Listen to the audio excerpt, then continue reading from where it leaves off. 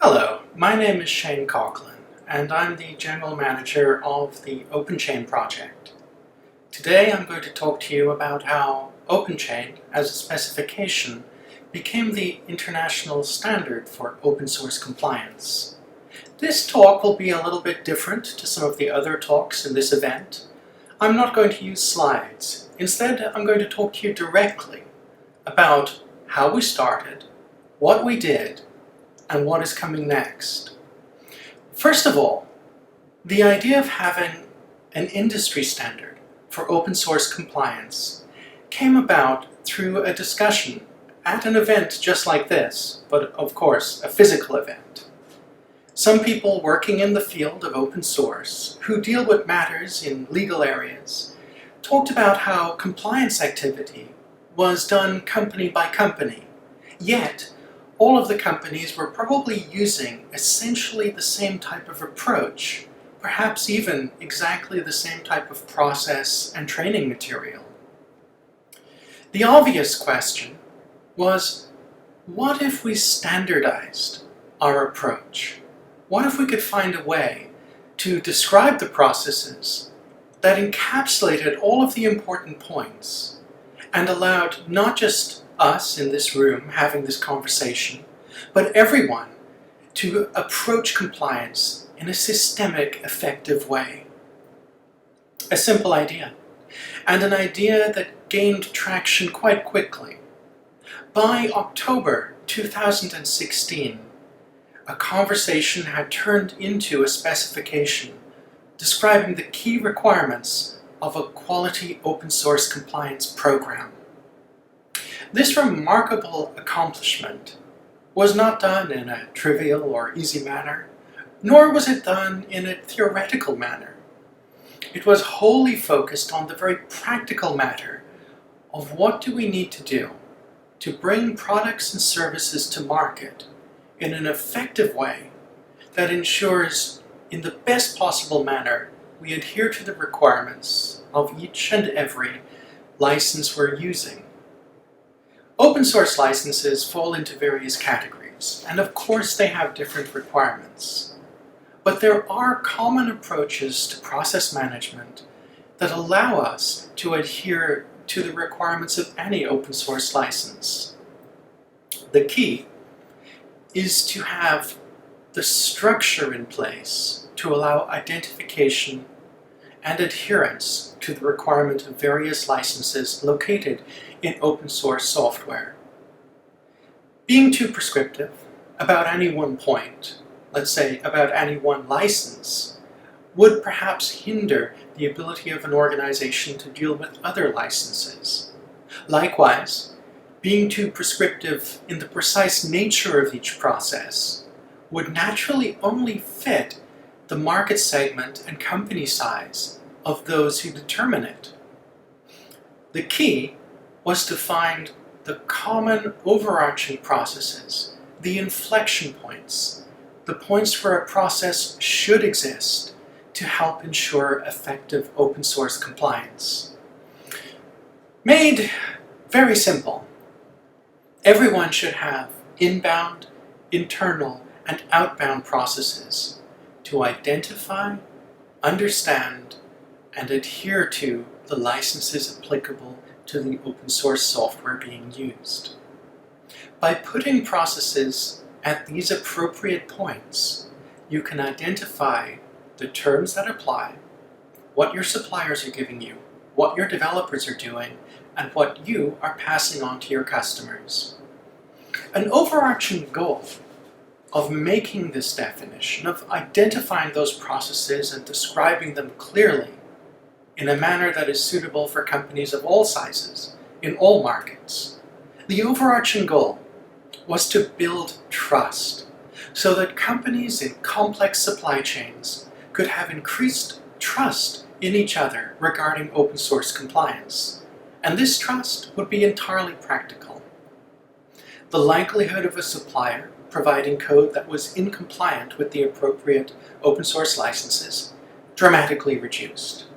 The likelihood of deploying to your customers while failing to adhere to the appropriate open source licenses dramatically decreased. and, most importantly in some ways, the ability at any stage to stop, look at code, and feel confident that you're doing the right thing in the right way. So, we went to market in October 2016. A standard which was both simple and comprehensive. It is easy to read and easy to understand, and adaptable, a truly open standard. OpenChain was created by hundreds of voices. It went to market and got feedback and evolved. 6 months later, the first evolution, version 1.1, tidying up language to make it easier to understand, and adjusting slightly terms based on feedback from new markets and new participants. 6 months after that, exactly the same. Another update incorporating real-world feedback to make this standard easier to use and more effective for more companies in more markets. In April 2019, version 2 of the standard came to market. Version 2 was an interesting development. International communities had grown around the OpenChain project and the OpenChain standard, and they provided a wealth of feedback on many topics. Perhaps most importantly, the topic of translatability, based of course on ease of understanding. That informed many adjustments to the language to ensure that non-native English speakers could understand the specification and, of course, could translate it as a reference for their peers in their geography. Also important, OpenChain 2 included so much more feedback from companies in very different markets that it was, how shall I put it, more suitable for a truly global audience than anything that had come before. Now, OpenChain 2.0, in market, April 2019, increased in popularity quite quickly. Local communities in areas such as Japan, Korea, China, grew at a rapid pace as peers invited peers to join the mailing lists, the calls, the face-to-face meetings, when we still had them. The growing community showed us something very important. Our real-world standard for real-world compliance was working. People were able to use it effectively across multiple markets with a great deal of confidence. As this understanding was internalized, we began to consider an important point for the long-term future and mass adoption of the standard. OpenChain was a de facto standard, something that was created by companies for use by companies and adopted in a practical manner across the world. But of course, as well as de facto standards, there are what are termed formal standards. Organizations, such as ISO, create formal standards or approve formal standards in a manner that, well, gives an understanding that goes beyond a series of peers. An ISO standard can be understood as a standard and as something to use, to understand, to even contribute to by companies from any sector whatsoever, whether they are a company making food, or jet planes, or a company drilling oil. If they're thinking about open source software management, it's so much easier to engage with a formal standard, an ISO standard, than with a de facto standard. The reason is really mental modeling. Companies in sectors who are not familiar with software per se, and not familiar with open source per se, have greater confidence in formal standards, and of course already have workflows for addressing and applying formal standards. For us, as a project, it was a simple decision to move towards formal standardization to ensure that the maximum number of companies around the world could benefit from our work and, just as importantly, could provide information, reference material, and ideas to make open source compliance even better. So, as we worked on this, as we collaborated with our own community, we came to work with the Joint Development Foundation. The Joint Development Foundation is designed to help projects which work on specifications, such as OpenChain, become more involved in formal standardization. They provide support, and they provide a methodology of submitting de facto standards into an approval process. If you can think of standardization as being an area where people draft and then approve standards, it's also worth considering that there are mechanisms for existing standards to become formal standards. And that's exactly what we wanted, what we needed, and what Joint Development Foundation could help us do. As an existing standard, a de facto standard used widely in the industry, there's a mechanism called the ISO IEC JTC1 Pass Transposition Process. I know that's quite a mouthful, but of course in standardization, as with law, the wording is important and we have to be accurate. Put simply, there was a methodology through JTC1, Joint Technical Committee 1, for existing de facto standards to be approved as formal standards. We entered that approval process in April 2020, 1 year after the launch of OpenChain 2.0. The document we sent into the ISO IEC JTC1 Pass Transposition process was essentially OpenChain 2.0, but of course with some of the formatting adjusted to fit in with the formal ISO style. We were very thankful to work both with a great editor who has experience in the ISO process, and also with past mentors from JTC1. They provided the feedback and the support through Joint Development Foundation that we needed. Our submission went into the transposition process, which included several stages. The first stage was translation, so that various country committees around the world could review our standard and vote whether to approve it or not. Then we moved on to the ballot process, the actual voting process. This voting process provided a mechanism to approve or decline the existing standard, and it also provided a mechanism for providing comments, both for our education and for their education. A mechanism for two-way feedback, not connected to the approval vote, but adjacent to it. Standardization, above anything else, is about communication, to ensure clarity and to build collaboration. Those comments were part of that, and provide a great foundation for future work, but I digress. The ballot process for our submission was successful. The voting concluded very recently, and the vote was approved. OpenChain is now an international standard, a formal international standard. Indeed, as I record this, we are simply pending the publication of our standard. There is a 6-week period after the vote, upon which ISO must publish a standard. And we're now 2 weeks into that.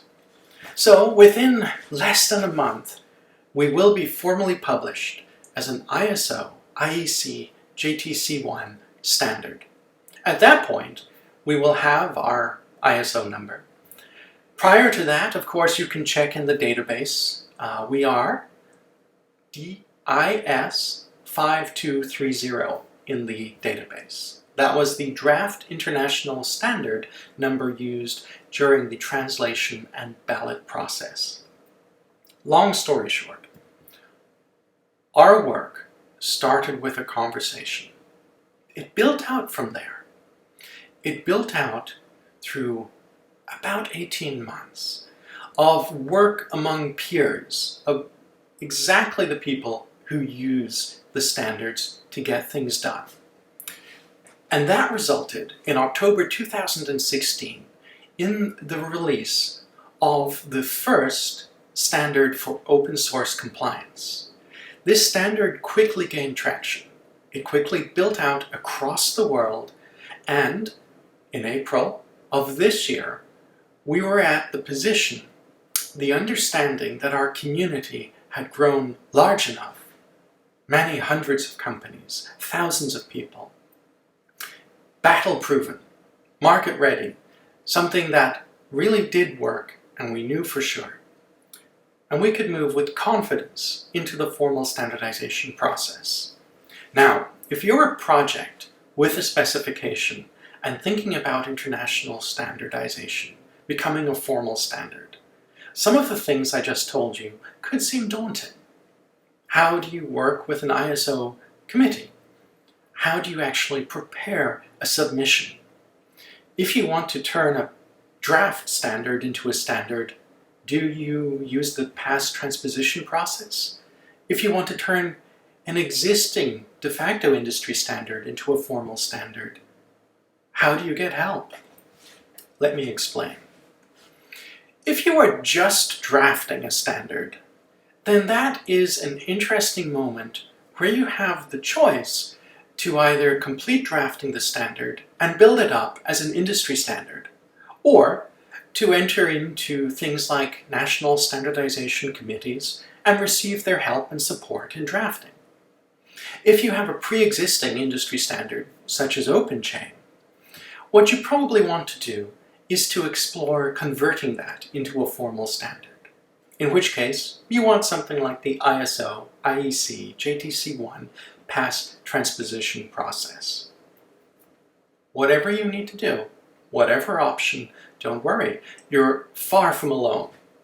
The organization that can and will help you is Joint Development Foundation. You can find it at jointdevelopmentfoundation.org. They help a great deal in contextualizing what you're doing and what is appropriate in the standardization world. The people there know standards inside out. Seth Newbury, who's leading the effort, is a remarkable collaborator, endlessly patient, endlessly helpful, and perfectly positioned to guide you through the paperwork, the process, and of course, the politics of standardization. In fact, and if I was to give you one major message from this talk, it's that standardization, if you're working on a genuine, useful standard, and you collaborate with something like Joint Development Foundation, standardization is utterly painless. It's actually something you can do effectively without interrupting your ability to manage your community, without interrupting your ability to evolve the standard on your own. In essence, for quite a low cost in time resources, you can take an enormous step forward to broaden your audience. For OpenChain, I like to say that we are at the cusp of broadening our audience from hundreds of companies around the world to thousands. As an ISO, IEC, JTC1 standard, we are going to be super easy for people to use. For example, salespeople can utilize it in their marketing to explain to customer companies that they do have the key requirements of a quality open source compliance program, and they adhere to the international standard for that. For customer companies, the ISO IEC JTC1 standard for open source compliance provides tremendous utility in purchasing discussions and actual procurement. When you're doing that, of course, you already ask for various standards to be used. Quality standards, functional safety, export control, security. Our standard for open source compliance simply slots neatly into the pre-existing methodology used by these companies in sales and procurement. It enhances their work, it improves their clarity, it reduces the chance of errors, and of course, it reduces the amount of resource cost of dealing with open source compliance. Open source compliance is no longer something you have to do on your own. It's no longer something you have to contextualize on your own. It is something that is clearly understood, clearly defined, and entirely available to all parties. Now, the next thing I want to talk about is how does this work for a project with a specification like OpenChain? What happens after you get published as an ISO IEC JTC1 standard?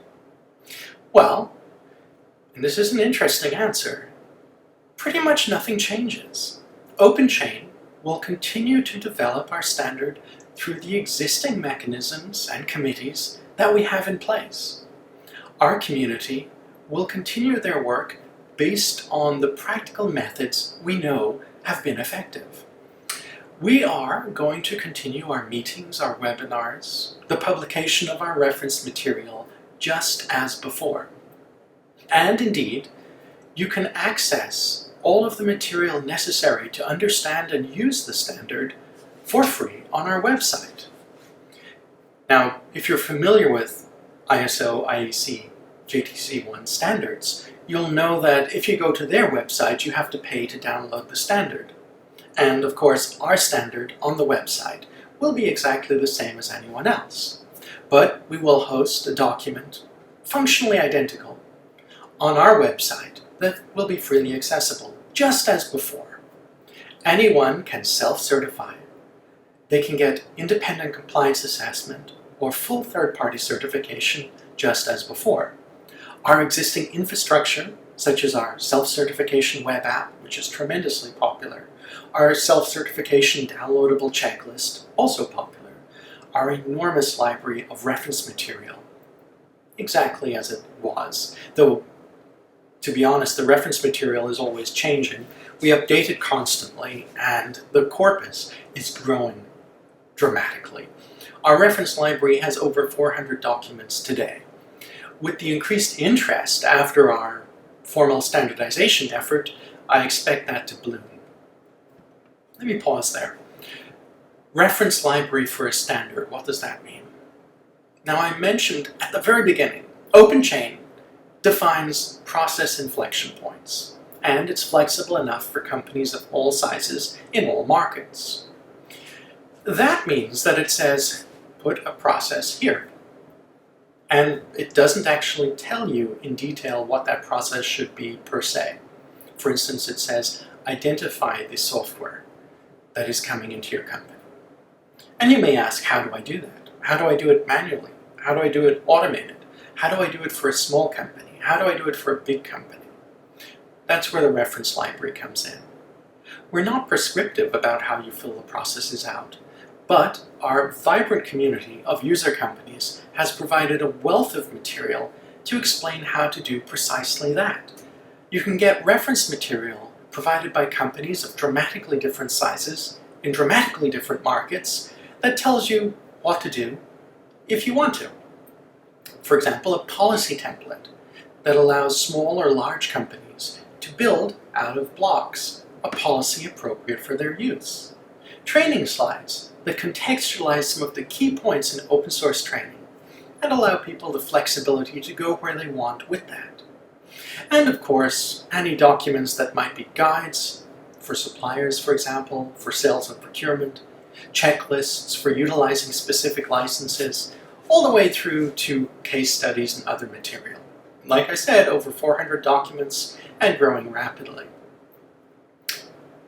Let's sum it up. Let's come to the end here. OpenChain, the project, created a specification. This specification grew to be the industry standard for open source compliance. Let's be very, very specific. The OpenChain specification grew to be the industry standard for open source license compliance. It identifies the key requirements of a quality open source compliance program. In doing so, it allows companies to trust each other more in the supply chain, while reducing the amount of resources, reducing the amount of risk, reducing the amount of error that might occur otherwise. This standard is freely available. The material and mechanisms necessary to self-certify are freely available. There is a vibrant user community with local groups all over the world. Again, freely available. We have centralized activity and global work groups. We have bi-weekly webinars, bi-weekly tooling meetings, bi-weekly specification meetings, all types of avenues to engage, ask questions, and contribute. We also have a partner network where various types of vendor organization, like law firms or service providers or certifiers or tooling companies, who happen to know OpenChain well and have taken the time to engage with and contribute to our community, act as official partners to provide their various services. This vast user community has the solution for effective open source compliance. It was codified and battle-tested, and now it is graduating as a formal ISO IEC JTC1 standard. The process would have been daunting on our own, quite frankly. But it was not daunting. It was made possible by Joint Development Foundation because they helped us transition from de facto to formal standard. It is a tremendous leap to move from an industry standard to an international standard. We now have the ability to talk to every company in the world, to become part of every process that involves transactions of software from one legal entity to another, in a manner that is perfectly compatible with what people expect. That is something new. Open source compliance is defined and standardized for the first time. Working with Joint Development Foundation allowed us to become a formal standard, and the process in practice, painless, remarkable. If you have a project which has a specification, if you're a de facto standard, I highly recommend reaching out to Joint Development Foundation. If you're thinking about making a standard, if you're drafting, likewise, reach out to this organization dedicated to helping us with precisely these things and learn from them. And of course, you're welcome to learn from us. OpenChain is delighted to share its story. It's delighted to share the practicalities of what we did. Just bounce over to openchainproject.org, join a meeting, join a call, send an email, and we'll be right there for you. Thank you for listening to the story of how OpenChain became a formal international standard. I hope it was educational, and I'm looking forward to working with you, maybe on conformance to the standard, and maybe helping you with your standard. Find out more, openchainproject.org. Thank you for your time.